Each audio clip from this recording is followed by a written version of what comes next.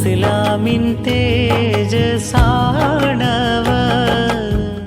തിരുദൂതരുടെ ഖലീഫമാർ എന്ന നമ്മുടെ പഠന പരമ്പര അബൂബക്കർ സിദ്ദീഖ് റളിയല്ലാഹു അൻഹു ഇസ്ലാമിക ലോകത്തിൻ്റെ ഭരണാധികാരിയായി വിശുദ്ധ പ്രവാചകർ സല്ലല്ലാഹു അലൈഹി വസല്ലമ തങ്ങളുടെ പ്രതിനിധിയായി ഇസ്ലാമിക ലോകത്തിൻ്റെ അധികാരം കൈയാളുന്ന ഇസ്ലാമിക ലോകത്തിന് നേതൃത്വം കൊടുക്കുന്ന സവിശേഷമായ ഘട്ടത്തിലാണ് നമ്മൾ എത്തിച്ചേർന്നിരിക്കുന്നത്. കഴിഞ്ഞ എപ്പിസോഡിൽ നമ്മൾ അതുമായി ബന്ധപ്പെട്ട ചർച്ചകൾ അബൂബക്കർ സിദ്ദീഖ് റളിയല്ലാഹു അൻഹു അത് ഏറ്റെടുക്കുന്ന സാഹചര്യം മനസ്സിലാക്കുകയുണ്ടായി. ഭരണം ഏറ്റെടുത്ത ഉടനെ അബൂബക്കർ സിദ്ദീഖ് റളിയല്ലാഹു അൻഹു ആളുകളുടെ മുന്നിൽ എഴുന്നേറ്റ് നിന്നിട്ട് ശ്രദ്ധേയമായ ഒരു നയപ്രഖ്യാപന പ്രസംഗം നടത്തുന്നുണ്ട്. സീറയുടെ എല്ലാ ഗ്രന്ഥങ്ങളും ഹദീസ് ഗ്രന്ഥങ്ങളും ഈ പ്രസംഗം വളരെ ഹൃദ്യമായി റിപ്പോർട്ട് ചെയ്തിട്ടുണ്ട്. ആ പ്രസംഗത്തിൻ്റെ ഒരു സംഗ്രഹം ഇങ്ങനെയാണ്. അദ്ദേഹം എഴുന്നേറ്റ് നിന്നിട്ട് ജനങ്ങളോട് പറയാണ്, ഫഇന്നി ഖദ് വുല്ലീതു അലൈക്കും, ഞാൻ ഇത് ഏൽപ്പിക്കപ്പെട്ടിരിക്കുകയാണ്, ഞാൻ ചോദിച്ചു വാങ്ങിയതല്ല, ഇതെന്നിൽ ഏൽപ്പിക്കപ്പെട്ടിരിക്കും. വലസ്തു ബിഖൈരിക്കും, ഞാൻ നിങ്ങളിലെ ഏറ്റവും നല്ലവനൊന്നുമല്ല. ചില നല്ല സന്ദേശങ്ങളാണ്. ഒരു നേതാവിനുണ്ടായിരിക്കേണ്ട ഏറ്റവും നല്ല ഗുണങ്ങളെ ഒറ്റ വാക്കിൽ അബൂബക്കർ സിദ്ദീഖ് തന്നെ പറയാണ്. ഒരു പാഠപുസ്തകമാണ്. അതെ അതെ, ഞാൻ ഒരു ഗുഹയിൽ പ്രവാചകനെ സഹവസിച്ച ആളാണ്, പ്രവാചകന്റെ നിഴലാണ് എന്നൊന്നുമല്ല പറയണത്. ഞാൻ നിങ്ങളിൽ നല്ല ആളൊന്നുമല്ല, പക്ഷെ ഇത് ഏറ്റെടുക്കാൻ ഞാൻ നിർബന്ധിതനായിരിക്കുകയാണ്. വലസ്തു ബിഖൈരിക്കും. എന്നിട്ട് ഫഇൻ അഹ്സൻതു ഫഅയ്നുനി, ഞാൻ നല്ലത് ചെയ്താൽ നിങ്ങൾ എന്നെ സഹായിക്കണം, അത് നിങ്ങളുടെ ബാധ്യതയാണ്. കാരണം നല്ലത് ചെയ്താൽ നല്ലത് നിലനിൽക്കേണ്ടതാണ്, അതുകൊണ്ട് നിങ്ങൾ എന്നെ സഹായിക്കണം. വഇൻ അസഅതു, എനിക്ക് തെറ്റുപറ്റൂല എന്നൊന്നുമല്ല, എന്നെ നിയന്ത്രിക്കാൻ വേറെ ആളുണ്ട്, അതുകൊണ്ട് എനിക്ക് തെറ്റുപറ്റൂല എന്നുള്ള വാദമൊന്നുമില്ല. ഫഇൻ അസഅതു, ആരാ പറയുന്നത് നോക്കണം. വഹയിന്റെ തണൽ അനുഭവിച്ച സിദ്ദീഖ് റളിയല്ലാഹു അൻഹു പറയാണ്, ഫഇൻ അസഅതു, തെറ്റു വരാം, അതുകൊണ്ടല്ലേ വന്നാൽ എന്ന് പറയുന്നത്. ഫഖവ്വിമൂനി, നിങ്ങൾ എന്നെ നേരെയാക്കണം, ശരിയാക്കണം, സ്ട്രൈറ്റൻ ചെയ്യണം.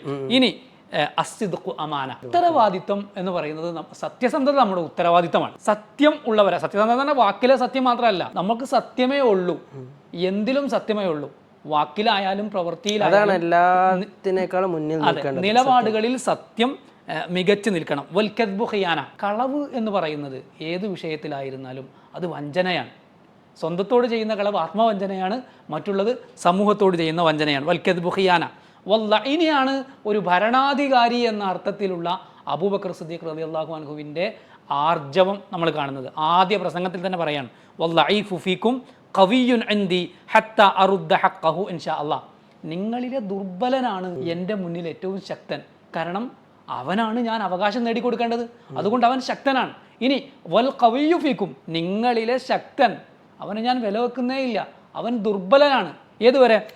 കാരണം ഹത്ത ആഖുദൽ ഹഖ്ഖ മിൻഹു, അവനിൽ നിന്ന് കിട്ടേണ്ടതും വാങ്ങേണ്ടതുമായ അവകാശങ്ങൾ, വിൽ പവറാണ്. ആ വിൽ പവറാണ് പറയണത്, ആ ഇച്ഛാശക്തി, അത് വാങ്ങിയെടുക്കുമ്പോൾ അവൻ നിങ്ങളിൽ ഏറ്റവും ദുർബലനായിട്ട് എന്ന് അദ്ദേഹം യാതൊരു അർത്ഥശങ്കക്കും ഇടകൊടുക്കാതെ ആദ്യ പ്രസംഗത്തിൽ തന്നെ ഭരണകൂടത്തിന്റെ ഭരണ സംവിധാനത്തിൽ വളരെ കുറച്ചുള്ളൂ, പക്ഷെ നമ്മളത് എക്സ്പ്ലെയിൻ ചെയ്യുകയാണെങ്കിൽ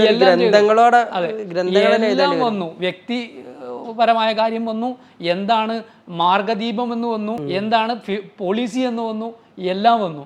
അങ്ങനെ വളരെ ശ്രദ്ധേയമായ ഒരു പ്രസംഗം അദ്ദേഹം അന്ന് തന്നെ അപ്പോൾ തന്നെ ആളുകളുടെ മുന്നിൽ വെച്ചിട്ട് നടത്തുന്നത് ഗ്രന്ഥങ്ങളിൽ കാണുന്നുണ്ട്. അബൂബക്കർ സിദ്ദീഖ് റളിയല്ലാഹു തആല അൻഹുവിൻ്റെ വിൽ പവർ ശരിക്കും ബോധ്യപ്പെട്ട ഒരു പ്രസംഗമാണ് അദ്ദേഹം നടത്തിയ ഈ ഒരു ആദ്യ പ്രസംഗം. ഇവിടെ സൂചിപ്പിച്ചതുപോലെ ശരിക്ക് അദ്ദേഹം തൻ്റെ ഭരണത്തിലുടനീളം ഈ ഒരു വിൽ പവർ കാത്തു സൂക്ഷിക്കുകയും ചെയ്തിട്ടുണ്ട്. നമുക്ക് അദ്ദേഹത്തിൻ്റെ ഭരണം അപഗ്രഥിക്കുന്നവരെ ശരിക്കും മനസ്സിലാക്കാൻ സാധിക്കും. അദ്ദേഹം ഭരണത്തിലേറിയ ശേഷം ആദ്യമായി എടുത്ത ഉത്തരവാദിത്തം, നബി സല്ലല്ലാഹു അലൈഹി വസല്ലം വഫാത്താകുന്നതിന് തൊട്ട് മുമ്പ് ഉസാമ റളിയല്ലാഹു തആല അൻഹുവിൻ്റെ നേതൃത്വത്തിൽ ഒരു സൈന്യത്തെ ഷാമിലേക്ക് അയക്കുന്നുണ്ട്. അത് അയക്കാനുള്ള സാഹചര്യം ചെറുതായിട്ടൊന്ന് മനസ്സിലാക്കുന്നത് നന്നായിരിക്കും. നബി സല്ലല്ലാഹു അലൈഹി വസല്ലം അൽ ഹാരിത്ത് ഇബ്നു ഉമൈർ അൽ അസ്ദി എന്ന് പറഞ്ഞ ഒരു സഹാബിയെ പിന്നെ കൈസറിൻ്റെ അടുത്തേക്ക് ഒരു കത്തുമായിട്ട് പറഞ്ഞയക്കുന്നുണ്ട്. കാരണം ഇസ്ലാമിലേക്ക് ക്ഷണിച്ചു കൊണ്ടുള്ള ഒരു കത്ത്. ഇദ്ദേഹത്തെ അഥവാ നബി സല്ലല്ലാഹു അലൈഹി വസല്ലം അയച്ച ഈ ഒരു സഹാബിയെ ശുറഹ്ബീൽ എന്ന് പറഞ്ഞ കൈസറിൻ്റെ ഒരു ഭരണാധികാരി, ഒരു അദ്ദേഹത്തിൻ്റെ കീഴിലുള്ളൊരു ഭരണാധികാരി വധിച്ചു. ആ കാലഘട്ടത്തിൽ അത് വളരെ ഗുരുതരമായിട്ടുള്ള ഒരു തെറ്റാണ്. ഒരിക്കലും എന്ത് ചെയ്യാൻ പാടില്ല. അത് എല്ലാ കാലത്തും വലിയ പ്രശ്നം തന്നെയാണ്. ഒരു രാജ്യത്തിൻ്റെ ഔദ്യോഗിക പ്രതിനിധിയെ പിടികൂടുകയോ അപമാനിക്കുകയോ ചെയ്യുന്നത് രാജ്യത്തോട് ചെയ്യുന്ന ദ്രോഹമാണ്. അതിന് പകരം വീട്ടാൻ നബി സല്ലല്ലാഹു അലൈഹി വസല്ലമ ഈ ഉസാമ റളിയല്ലാഹു തആല അൻഹുവിൻ്റെ പിതാവായിരുന്ന സെയ്ദ് റളിയല്ലാഹു തആല അൻഹുവിൻ്റെ നേതൃത്വത്തിൽ ഒരു സൈന്യത്തെ അയക്കുന്നുണ്ട്. അതാണ് പ്രശസ്തമായിട്ടുള്ള മുഅത്ത യുദ്ധം. അതിൽ മുസ്ലിങ്ങൾക്ക് ചെറുതായിട്ടൊന്ന് പിന്മാറേണ്ടി വരികയും ചെയ്തിട്ടുണ്ട്. സെയ്ദ് റളിയല്ലാഹു തആല അൻഹു വഫാത്തായി, ജാഫർ ഇബ്നു അബി താലിബ് വഫാത്തായി. അതിന് പകരം വീട്ടാൻ വേണ്ടിയിട്ടാണ് സെയ്ദ് റളിയല്ലാഹു തആല അൻഹുവിൻ്റെ മകനായിരുന്ന ഉസാമ റളിയല്ലാഹു തആല അൻഹു. ഇതിങ്ങനെ വിശദീകരിക്കുന്നത് എന്തിനാന്ന് വെച്ചാൽ അന്ന് ഉസാമ റളിയല്ലാഹു തആല അൻഹു 17-18 അത്രയും ചെറുപ്പമാണ്. മറ്റൊന്ന് വളരെ പ്രധാനപ്പെട്ടത് അദ്ദേഹം ഒരു അടിമയുടെ മകനും കൂടിയായിരുന്നു. അപ്പോൾ സോഷ്യൽ സ്റ്റാറ്റസ് അങ്ങേയറ്റം അവരുടെ ഭാഷയിൽ, നബി സല്ലല്ലാഹു അലൈഹി വസല്ലമയുടെ ഭാഷയിലല്ല, അവരുടെ ഭാഷയിൽ കുറച്ച് ചെറിയ ആളാണ്. ഈ ഉസാമ റളിയല്ലാഹു തആല അൻഹുവിൻ്റെ കീഴിലുള്ള സൈന്യങ്ങൾ ആരൊക്കെയാണ്?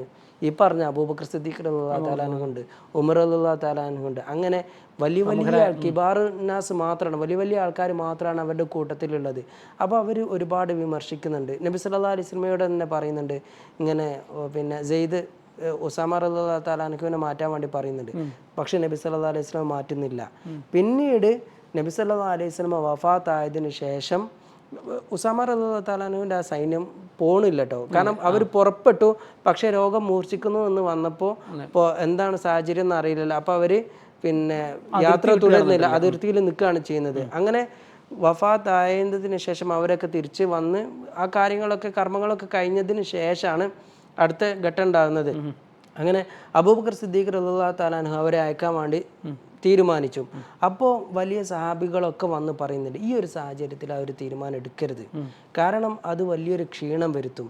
നബി സല്ലല്ലാഹു അലൈഹി വസല്ലം വഫാത്തായാൽ അത് മുഖേന മുസ്ലിങ്ങളെ ശക്തി ക്ഷയിക്കുകയും മുസ്ലിങ്ങളെ ആക്രമിക്കുകയും ചെയ്യാൻ സാധിക്കുമെന്ന് കുറേ ആൾക്കാർ ധരിക്കുന്നുണ്ട്, ചുറ്റുവട്ടത്തുള്ളവരൊക്കെ ധരിക്കുന്നുണ്ട്. അതിനൊരിക്കലും എന്താക്കരുത്, അവസരം കൊടുക്കരുത്.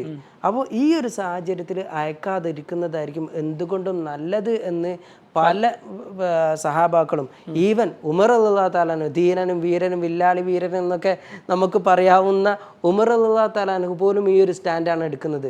പക്ഷേ അബൂബക്കർ സിദ്ദീഖ് റളിയല്ലാഹു തആല അൻഹു അപ്പം പറഞ്ഞത്, മദീനയിലുള്ള ഏറ്റവും നബി സല്ലല്ലാഹു അലൈഹി വസല്ലമയുടെ ഭാര്യമാരാണല്ലോ അന്ന് ഉണ്ടായിരുന്നത്, അവരെ നശിപ്പിക്കുകയാണെങ്കിൽ പോലും, അവർ നശിക്കുന്ന സാഹചര്യം ഉണ്ടെങ്കിൽ പോലും നബി സല്ലല്ലാഹു അലൈഹി വസല്ലമ അയക്കാൻ ഉദ്ദേശിച്ച ഈ ഒരു കാര്യം അതിൽ നിന്ന് ഞാൻ പിന്മാറില്ല എന്ന് പറഞ്ഞു. സിദ്ദീഖ് റളിയല്ലാഹുവിന്റെ ഇച്ഛാശക്തി, പ്രവാചകരെടുത്ത ഒരു തീരുമാനം പ്രവാചകരുടെ അസുഖം കാരണം അല്ലെങ്കിൽ ആ ഒരു പ്രതികൂല സാഹചര്യം കൊണ്ട് നടപ്പിലാവാതിരുന്നത് എന്തായാലും നടക്കണമെന്ന ഒരു ഇച്ഛാശക്തി തന്നെ തീർച്ചയായിട്ടും.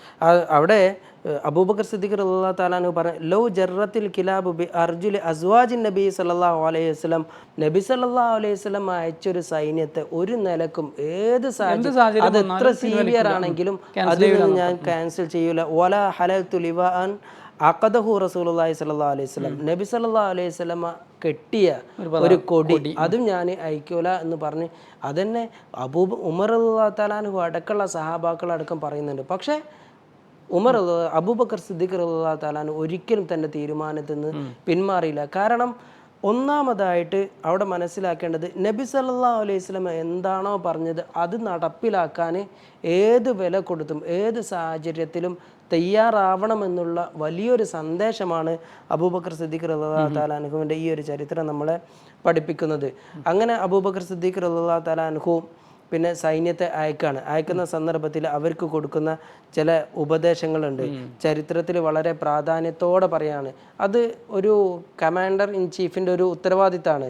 സൈന്യം യുദ്ധത്തിന് പോകുന്ന സന്ദർഭത്തിൽ നബി സല്ലല്ലാഹു അലൈഹി വസല്ലം അങ്ങനെ ഒരുപാട് ഉപദേശങ്ങളൊക്കെ നൽകിയിരുന്നു. അതുപോലെ തന്നെ അബൂബക്കർ സിദ്ദീഖ് റളിയല്ലാഹു തആല അൻഹുവിയുടെ ഒരുപാട് ഉപദേശങ്ങൾ കൊടുക്കുകയാണ്. ആ ഉപദേശങ്ങളൊക്കെ ചരിത്രത്തിൽ അങ്ങനെ തന്നെ നമുക്ക് വായിക്കാൻ സാധിക്കും. പറയുന്നത്, നിങ്ങളൊരിക്കലും വഞ്ചന നടത്തരുത്, യുദ്ധത്തിനാണ് പോകുന്നത്, എന്നാലും ഒരിക്കലും നിങ്ങൾ വഞ്ചന നടത്തരുത്, മോഷ്ടിക്കരുത്, വിശ്വാസവഞ്ചന കാണിക്കരുത്, അതുപോലെ തന്നെ കുട്ടികളെയും വയസ്സായവരെയും സ്ത്രീകളെയും ഒന്നും വധിക്കരുത്. കാരണം നമുക്കൊരു പോയിന്റ് ഉണ്ട്, നമ്മുടെ ഫോക്കസ് അവരുടെ സൈന്യം മാത്രമായിരിക്കണം, സിവിലിയൻസിനെ അതൊക്കെ ഇന്നടക്കം ഇമ്പോർട്ടൻ്റ് ആയിട്ടുള്ള കാര്യമാണ്. ഒരു യുദ്ധം ഉണ്ടാവുകയാണെങ്കിൽ അതിലുള്ള ആർമിയെ മാത്രമേ അറ്റാക്ക് ചെയ്യാൻ പാടുള്ളൂ. ഒരിക്കലും സാധാരണ ജനങ്ങളെ ബുദ്ധിമുട്ടിക്കരുത് എന്ന് ഈന്തപ്പന മുറിക്കുകയോ ഈന്തപ്പന കരിക്കുകയോ മുറിക്കരുത്, ചെയ്യരുത്, അതൊക്കെ ഫലമുള്ള മരങ്ങൾ കട്ട് ചെയ്യരുത്, നശിപ്പിക്കരുത്. അതൊക്കെയാണ് അബൂബക്കർ സിദ്ദീഖ് റളിയല്ലാഹു തആല അൻഹു അവർക്ക് കൊടുത്ത ഉപദേശം. ഇങ്ങനെ ഒരുപാട് ഉപദേശങ്ങളൊക്കെ കൊടുത്ത് ആ സൈന്യത്തെ അബൂബക്കർ സിദ്ദീഖ് റളിയല്ലാഹു തആല അൻഹു അയക്കുകയാണ് ചെയ്യുന്നത്. അങ്ങനെ അവിടെ പോയിട്ട് അവർ വിജയം വരിക്കാൻ സാധിച്ചു. അത് കുറച്ച് കാലങ്ങൾക്ക് ശേഷമാണ് അവർ മടങ്ങി വരുന്നത്.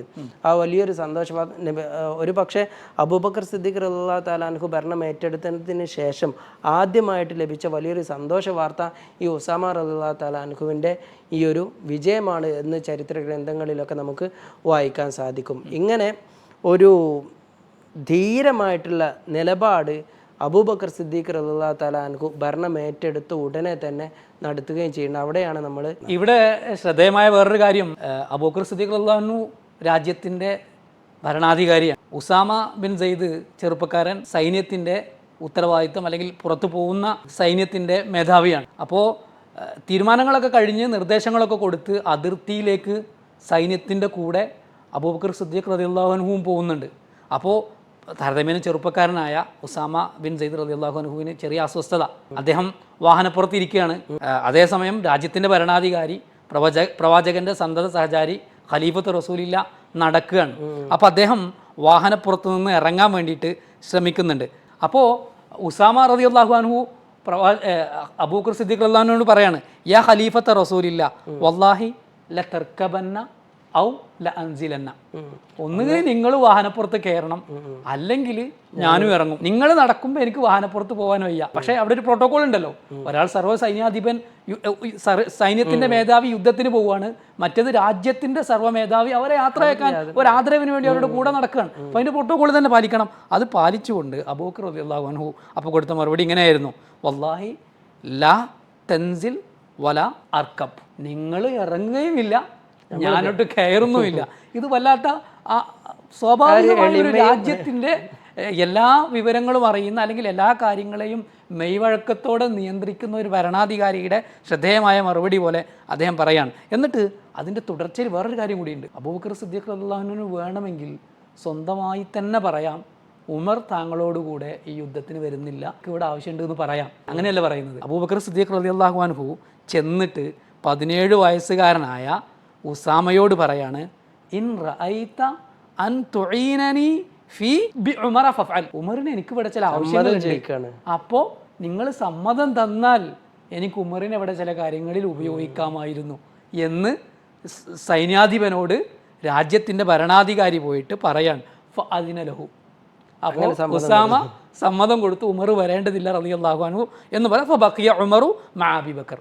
അങ്ങനെ അബൂബക്കർ സിദ്ദീഖിൻ്റെ കൂടെ രാജ്യത്തിൻ്റെ ഭരണം തുടങ്ങുകയാണ്. സ്വാഭാവികമായിട്ട് ഉമറിൻ്റെ ആവശ്യങ്ങൾ, റളിയല്ലാഹുവിൻ്റെ ആവശ്യം പല കാര്യങ്ങളിലുണ്ടാവും. അങ്ങനെ ഉമർ റളിയല്ലാഹു അൻഹു അബൂബക്കർ സിദ്ദീഖ് റളിയല്ലാഹുവിൻ്റെ കൂടെ നിൽക്കുകയും ചെയ്തു എന്ന് ചരിത്രത്തിലെ തങ്കലിപികളാൽ നമ്മളൊക്കെ ഇങ്ങനെ പ്രസംഗം ഒരു കഥാപ്രസംഗത്തിലൊക്കെ പറയുന്നുണ്ട്, തങ്കലിപികളാൽ ആലേഖനം ചെയ്യപ്പെട്ടത്. അതുപോലെ ചരിത്രത്തിൻ്റെ താളുകളിൽ തങ്കലിപികളാൽ ആലേഖനം ചെയ്യപ്പെടേണ്ട വലിയ ചരിത്ര സംഭവങ്ങളാണ് ഇതൊക്കെ. നമുക്ക് ഒരുപാട് കാര്യങ്ങൾ പഠിക്കാനുള്ള കാര്യങ്ങളാണ്. ഇൻഷാ അല്ലാഹ് ഇതോടുകൂടി നമുക്ക് ഈ ഒരു എപ്പിസോഡ് അവസാനിപ്പിക്കാം. ബാക്കി നമുക്ക് അടുത്ത ക്ലാസ്സിൽ ചർച്ച ചെയ്യാം. അസ്സലാമു അലൈക്കും വറഹ്മത്തുള്ളാഹി വബറകാതുഹു.